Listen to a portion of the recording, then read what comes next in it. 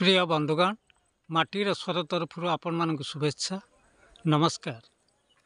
बंधुगण आपण माने जानती आम प्रकृति परिवेश प्राकृतिक संपद अवक्षय होबार लगी।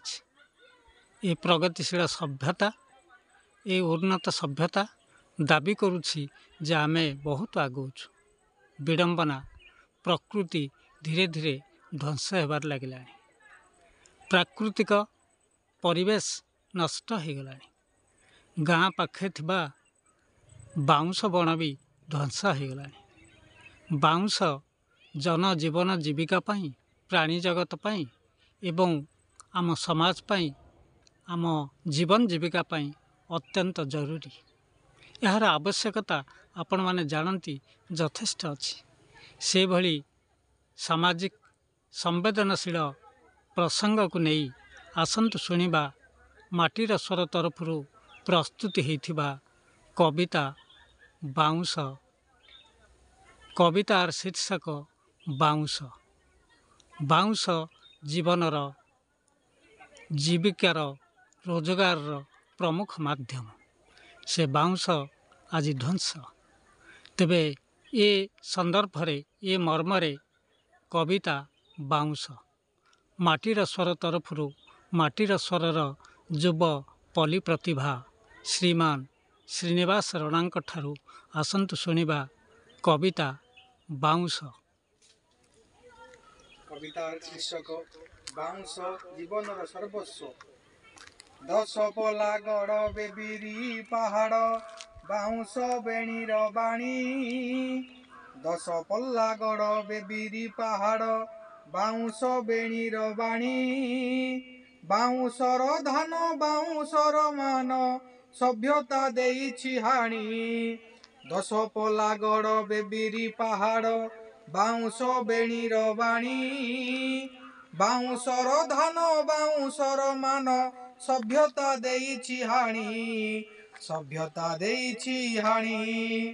रोकी पारुथिला माटी अवक्षय सामना करुथिला बात्या।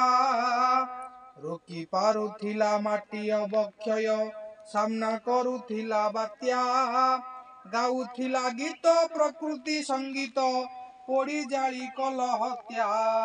गाउथिला गीत प्रकृति संगीत पोड़ी जाली कल हत्या। पोड़ी जाली कल हत्या। सागुआ सबुज ओढ़णी ओठरे करिडर गोरा मुख। सागुआ सबुज ओढ़णी ओठरे करिडर गोरा मुख। मनीष बुद्धिया अति बाहापिया मारिदेल तार सुख। मनीष बुद्धिया अति बाहापिया मारिदेल तार सुख। मारिदेल तार सुख। ग्राम्य पथ धारे धीर स्थिर स्वरे। ग्राम पथ धारे धीर स्थिर स्वरे हसुथिला होई मेली। ग्राम पथ धारे धीर स्थिर स्वरे हसुथिला होई मेली। कोला कोली होई करुथिला गेल। कोला कोली होई करुथिला गेल। चरुथिले गाई छेली। चरुथिले गाई छेली।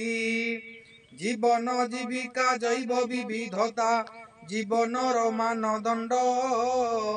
जीवन जीविका जैव विविधता जीवनर मानदंड।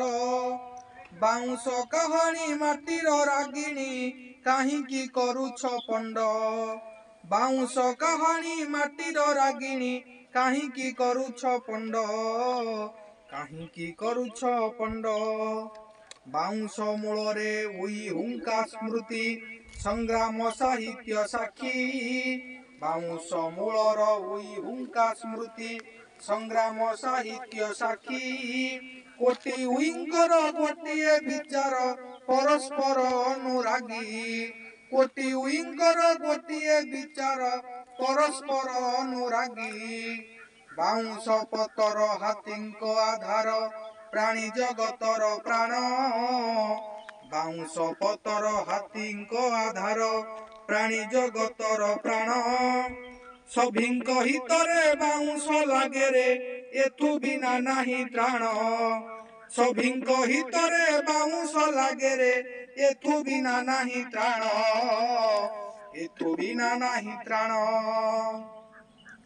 ଗାଁ ବାଡ଼ି ପଟେ ଗାଁ ଚାରିପଟେ ସିନ୍ଦୁରି ଶାଳିଆ କଣି ଗାଁ ବାଡ଼ି ପଟେ ଗାଁ ଚାରିପଟେ ସିନ୍ଦୁରି ଶାଳିଆ କଣି ସବୁ ମାରିଦେଲ ମଣିଷ ବୋଲାଇ ସବୁ ମାରିଦେଲ ମଣିଷ ବୋଲାଇ ହଜି ତ ଗଲେଣି ବଣି ହଜି ତ ଗଲେଣି ବଣି ବାଉଁଶ କୁମ୍ଭର ସୁମଧୁର ସ୍ୱର ଛତୁ ଫୁଲ କଢ଼ି ପ୍ରୀତି ବାଉଁଶ କୁମ୍ଭର ସୁମଧୁର ସ୍ୱର ଛତୁ ଫୁଲ କଢ଼ି ପ୍ରୀତି ସୁଶୀତଳ ଛାଇ ଗାଉଁଲି ଗେହ୍ଲେଇ ବାଉଁଶର ଗାଁ କୀର୍ତ୍ତି ସୁଶୀତଳ ଛାଇ ଗାଉଁଲି ଗେହ୍ଲେଇ ବାଉଁଶର ଗାଓ କୀର୍ତ୍ତି ବାଉଁଶର ଗାଓ କୀର୍ତ୍ତି ବାଉଁଶ ଲୁଟିଲ ଆୟୁଷ ଲୁଟିଲ ମାରିଲ ଜୀବିକା ଜନ ବାଉଁଶ ଲୁଟିଲ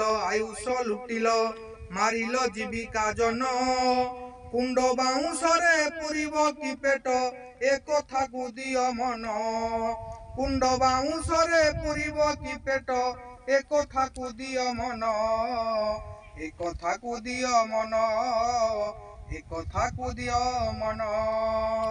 ବନ୍ଧୁଗଣ, ଆପଣମାନଙ୍କୁ ଏ କବିତାଟି ନିଶ୍ଚିତ ଭଲ ଲାଗିବ, କାରଣ ଏ କବିତାରେ ରହିଛି ପ୍ରକୃତି, ପରିବେଶ, ଜୀବନ, ଜୀବିକା, ସମାଜ ଓ ସମାଜର ପ୍ରତିଛାପି।